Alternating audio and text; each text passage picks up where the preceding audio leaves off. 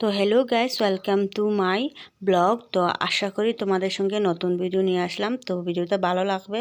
দেখো সকাল সকাল আমি কি সুন্দর থালের ফুল সাজিয়ে রেখে দিলাম। তো আজকে পূজা দেব। মর্নিং বন্ধুরা, তো ঘুম থেকে উঠি, তারপরে আগে কে কোথায় থেকে ভিডিওটা দেখছে অবশ্যই কমেন্ট করে জানাবে আমাকে।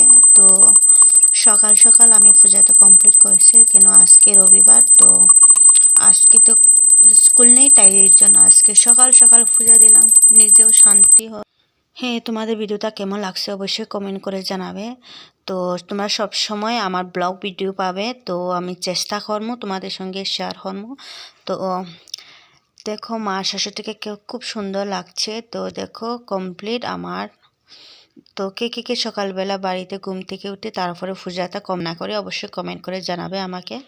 এই তো আমার পূজা কমপ্লিট। তো এখন আমি তো নাইটিটা পরে নেব, তারপরে তো খাওয়া দাওয়া শুরু করে দিব বন্ধুরা। আজকে লাঞ্চ ছিল, তো তোমাদের সঙ্গে শেয়ার করলাম ভিডিওটা।